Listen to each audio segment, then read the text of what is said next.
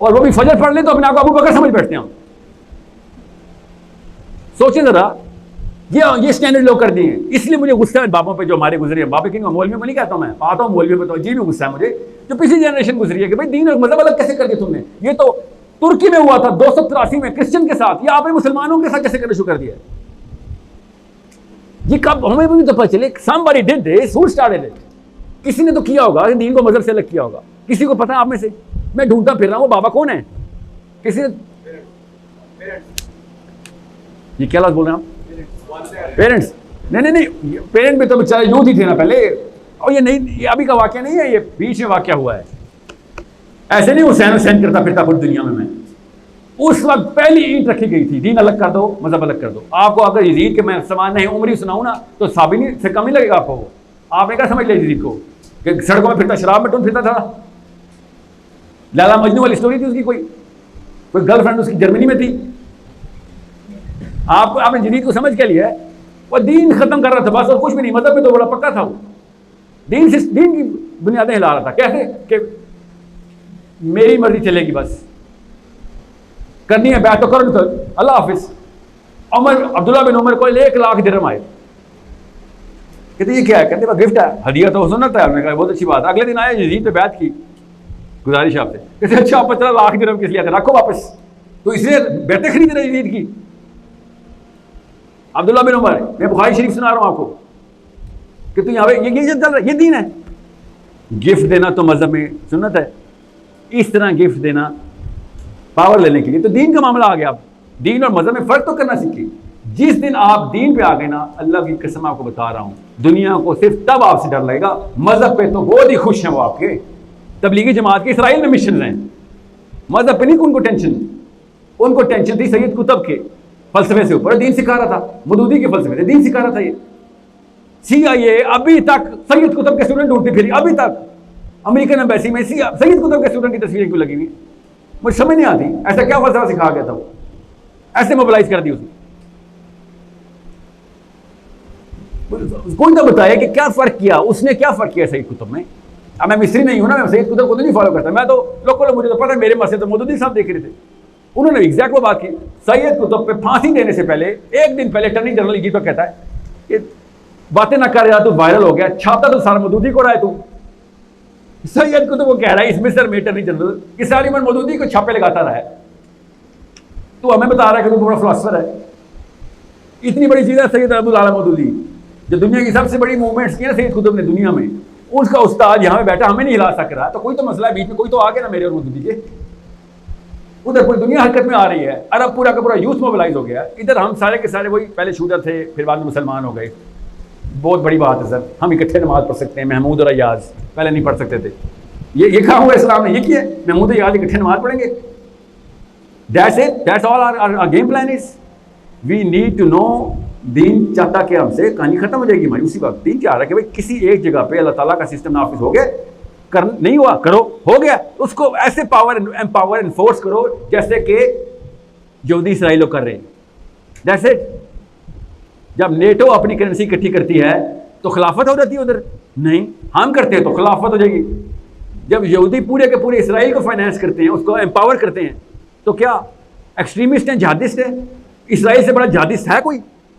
आपको मैं कंपेयर करके बताऊं कौन सी है वो, मुझे सीरियन वाली क्या है, आइसिस दाइश वाले जो है, वो क्या खाक जाती होने जो इसराइली जाती है। उसके स्टैट्स में देखे था ना मिस्री क्या नाम है सीरियंस के, कि कितना पैसा जा रहा है आइसिस को, अमेरिका फंड कर रहा है। तो मुझे तो पक्का यकीन है अमेरिका ही फंड कर रहा है। सारा तेल वहाँ से खरीदा जा रहा है, वेपन उनको बेचे जा रहे हैं। मगर कुछ भी नहीं है, तिनका भी नहीं है, जो कि वेपनरी इसराइल के पास जा रही है। जितने लड़ाइयाँ इसराइल इनिशिएटिव वॉर कर चुका है, अरब की एक मुल्क ने नहीं कभी की है। असली जहादी तो वो है। जब कौम के सोचते हैं तो दीन नाफिज करना पड़ता है आपको। हर कोई कहता है वो ग्रेटर इसराइल का प्लान है उनका, ग्रेटर इसराइल का प्लान सुना ना आपने लफ्ज़ ग्रेटर इसराइल?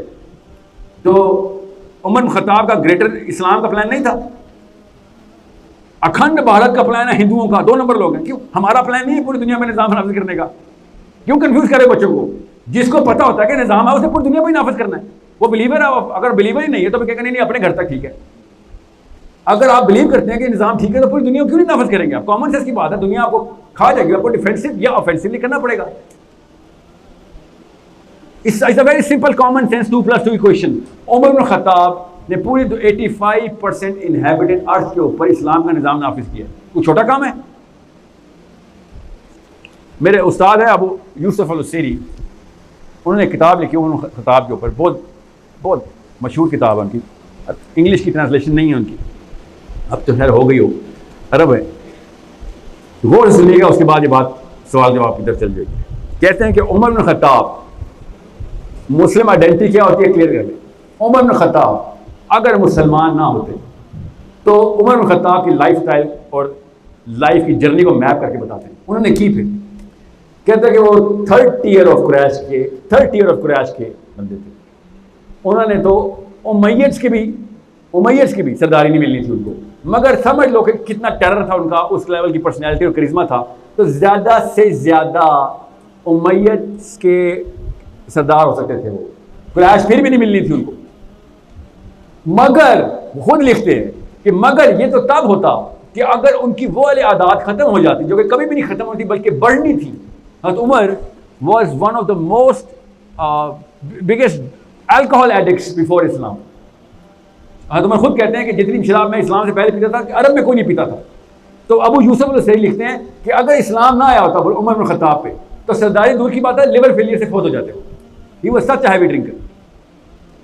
ध्यान में रखिएगा इस बात। इस्लाम ने क्या किया उमर इब्न खत्ताब के साथ, वो है असली कहानी आपकी। इस्लाम ने आपके साथ, उमर इब्न खत्ताब के साथ क्या किया, हमारे साथ क्यों नहीं कर रहा इस्लाम वो।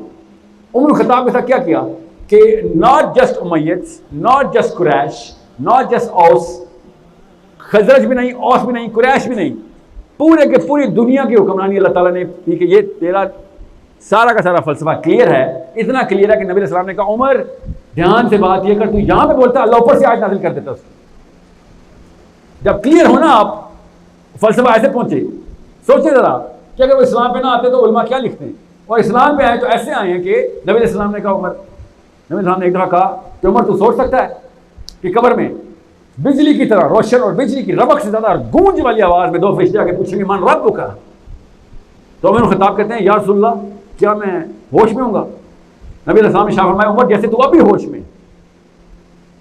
तो उमर खिताब ने क्या कहा फिर, कहते या रसूलल्लाह फिर मैं देख लूंगा। आप सोचे हमें से कोई सोच सकता है दो फरिश्ते और मैं कहूँगा देख लूंगा। ये औकात है मेरी लाइफ की, ये काम किए मैंने लाइफ में कि फरिश्तों को जाकर कहूँगा हाँ बता क्या सवाल है तेरा। वहाँ पे मेरे बाप ने, मेरी माँ ने, मेरे कज़न ने, मेरे चाचा ने, मेरे मामा ने, मेरे मामुओं ने, मेरे बड़े बुजुर्गों ने इस काबिल नहीं छोड़ा कि फरिश्ते का सामना भी किया जा सके। 1 रुपये का काम नहीं कर सका मैं कि जो फरिश्तों के लिए हो, जो असली काम थे जिनके साथ करोड़ों सालों की लाइफ थी। उधर 0 रखा हुआ है, इधर 50 साल के लिए इतने मेडल ले चुका हूँ मैं आपको बता नहीं सकता हूँ। इतने मेडल है मेरे पास इन 50 सालों के लिए। कितनी बड़ी साइंस पढ़ी हुई है, कितनी डिग्रियाँ ली हुई हैं, किधर किधर मुल्कों में क्या क्या काम कौन से प्रोजेक्ट कर चुका हूँ। हर बंदे की सीवी तैयार है, हर बंदे की सीवी तैयार है। और सीवी ऐसी होती है कि यार सुल्ला मैं देख लूंगा, ये होती है सीवी। उमर ध्यान से बोला कर, तू नीचे बोलता है ऊपर अल्लाह इरशाद फरमा देते हैं। 22 आयतें हैं उमर के मशवरे से आई हुई हैं। उलमा कहते हैं 22 आयतें कि हज़रत उमर ने नबी अलैहि को मशवरा दिया। ऐसा कोई ज़बरदस्त फलसफा क्लियर था कि निज़ाम पूरा का पूरा सेट हो सकता था। दुरुस्त आयत आ गई, हुक्म जारी हो गया। हम ना देख नहीं रहे, हम चूंकि पैदा मुसलमान हो गए हैं तो हम समझते हैं ठीक है जो अब्बा जी ने किया, हम दीन है बड़ा इमोशनल है, जुमा भी तो पढ़ते हैं ना, बहुत है। मस्जिद को ऐसे हाथ लगाते थे, काबे की दीवार को हाथ लगा के। अंडरस्टैंड उमर इब्न खत्ताब के साथ क्या हुआ। अब मसला क्या होता है, आइडेंटिटी क्यों कंफ्यूजन होती है, उनको क्यों नहीं हुई। उनके पास गिफ्ट था, अल्लाह ताला का सबसे बड़ा एहसान उनके सामने फिर रहा था। हर इंसान की नफ्सियात में एक फिजिकल एंटिटी की जरूरत होती है। मैं इसलिए इधर आ रहा हूँ।